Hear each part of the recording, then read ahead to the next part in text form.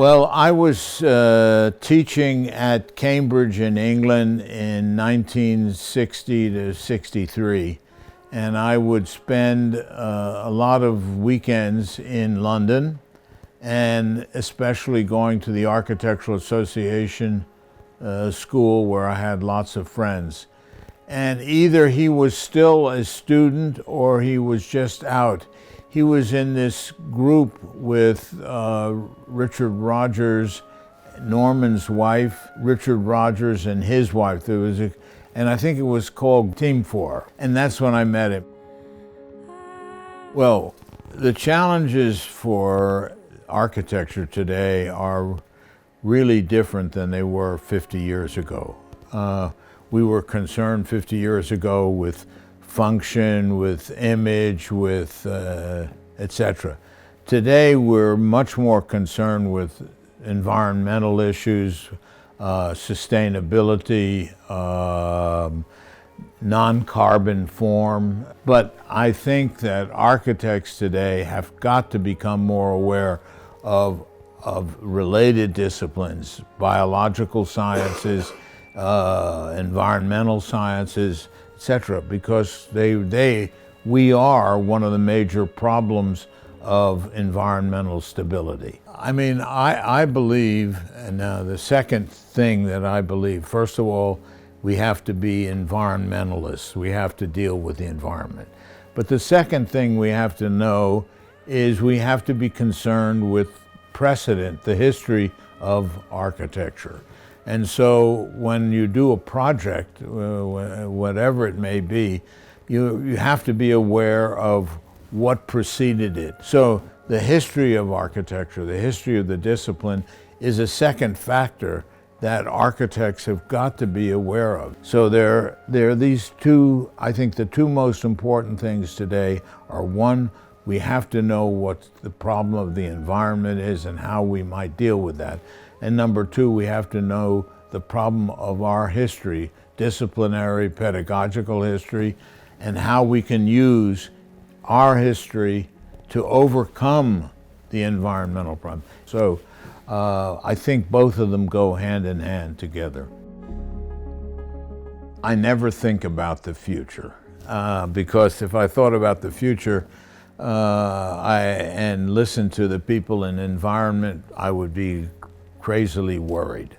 I think if we listen to what environmentalists and scientists are telling us, and people of culture in history and theory and etc., we'll be able to solve problems today. I mean, when Norman does a building at Yale for the School of Business and Management, he's solving their problems today, not the problems that they may have in the future. Now, the difference is, as we were talking about before, if we are causing an environmental problem through the kinds of ways we build today, if we're causing problems in the future, then we have to think about the future and how we can react today to head off those problems.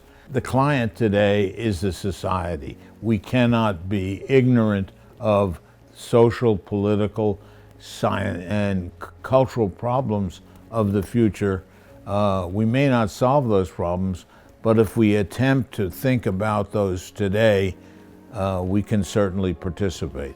So it's not merely solving the problems, it's understanding what those problems are and listening carefully. Well, first of all, I think teaching is the most difficult thing that I do. Building buildings, it's not difficult. Teaching is really difficult, but dealing with students and mentoring students to become architects and citizens of the world is a big, big responsibility. And being a mentor to these students, finding out what they need to know, how to make them understand what is important in their education, it's really difficult because they're brighter than I was. They're more open to new things. They're more open to a broader idea of architecture. And so therefore, I can only give them a little bit. I think we've got to have more architects doing these kinds of cultural activities, setting up foundations, participating in schools, opening up the discourse to young students. And I think what we have to realize is that we have to have new institutions, new systems, new ways of approaching learning and mentorship of young people, because they're asking for more.